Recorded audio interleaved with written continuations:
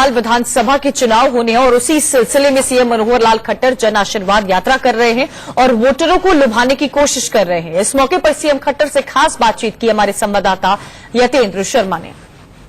5 साल पूरे हो गए, क्या ये जन आशीर्वाद यात्रा आप जो निकाली है, क्या जो आशीर्वाद जनता को मिलता हुआ दिखाई दे रहा है? देखिए, आप प्रत्यक्ष देख रहे हैं कि एक एक स्थान के ऊपर हजारों लोग, कहीं महिलाएं, कहीं पुरुष, कहीं किसान, ये सब लोग इतनी बड़ी मात्रा में आकर के आशीर्वाद दे रहे हैं। वास्तव में बहुत दृश्य तो भाव विभोर करने वाले हैं। आज यहाँ इतनी बड़ी संख्या में महिलाएं आई।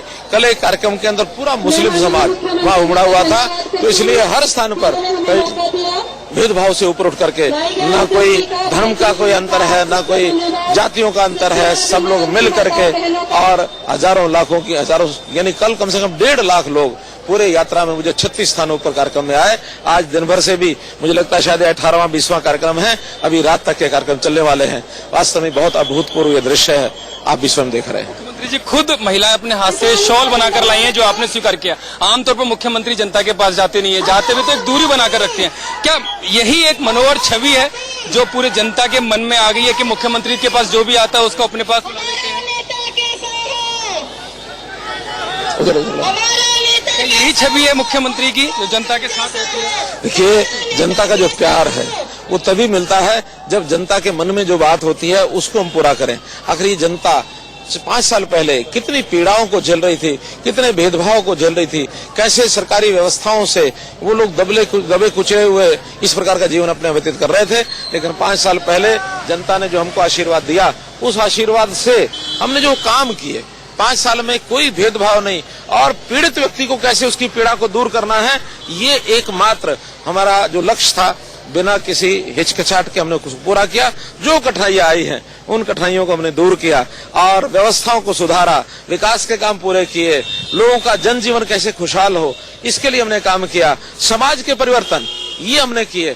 तो ऐसे ओवरऑल जो समाज को आवश्यकता होती है, शासन का जो काम होता है, उसको ठीक ढंग से हमने किया। इसलिए जनता हमको एक प्यार और एक जिसको कहना चाहिए एक अभिनंदन और एक आशीर्वाद, ये सब हमको दे रही है। वास्तव में ये एक सराहनीय काम है। नारा आपने दिया है 75 पार, अब की बार 75 पार, कि अति आत्मविश्वास है कि विपक्ष को आपने बिल्कुल ही खत्म मान लिया है? जिस तरह से अपोजिशन छिन्न भिन्न होता हुआ नजर आ रहा है हरियाणा में, कि उसका फायदा आपको मिलेगा? देखिए, ये एक वास्तविकता है और वास्तविकता कोई तथ्यों पर आधारित होती है, कोई केवल हम कह रहे हैं इसलिए नहीं है। आप ध्यान करेंगे कि जैसे 2014 में हमने सरकार संभाली, हम सत्ता में आए, हमने लगातार जनता में अपना विश्वास ये कायम किया। और आप देख रहे हैं कि सत्ता के तुरंत बाद यानी 2014 के तुरंत बाद 2015 में ही फरीदाबाद नगर निगम का चुनाव हुआ, हमको बहुमत उसमें बहुत हमको मिला। गुरुग्राम का नगर निगम का चुनाव, उसमें हमको बहुमत मिला।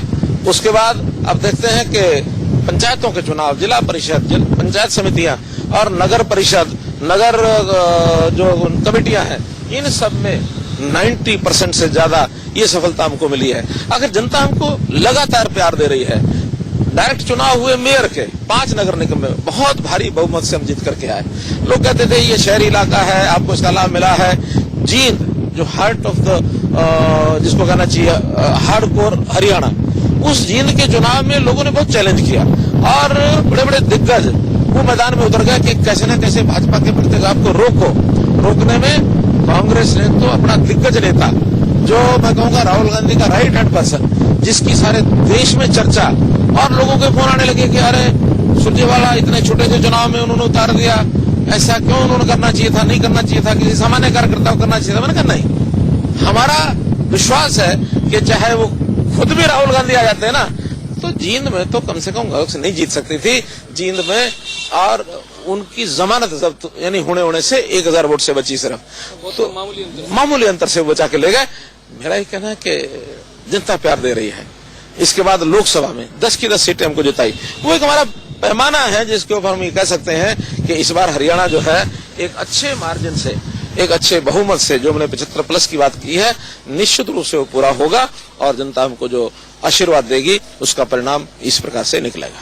जी, चौटाला साहब की सरकार रही, हुड्डा साहब की सरकार कई सालों में रही, आपकी 5 साल की सरकार रही। अगर तुलना करें तो 5 सालों में क्या मिला है हरियाणा की जनता हरियाणा की जनता को क्या नहीं दिया हमने विकास के नाते। अब हम मुलाना की विधानसभा में चल रहे हैं।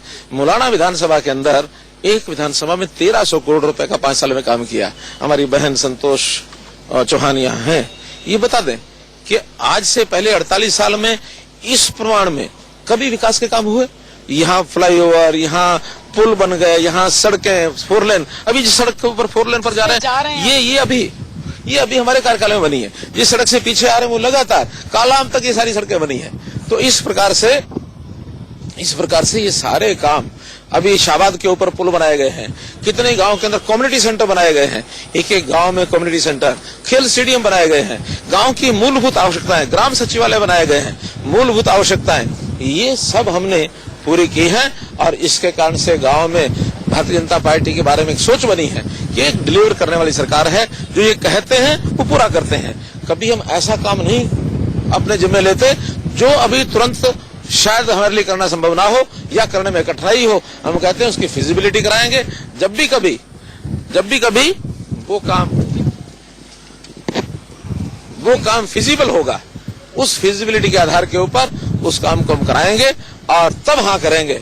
और हम बजट का भी हिसाब लगाते हैं तो 2014 में हमारा बजट इस प्रदेश का 61,000 करोड़ रुपया था, अब बढ़कर के वो 1,20,000 करोड़ रुपया हो गया, एकदम डबल।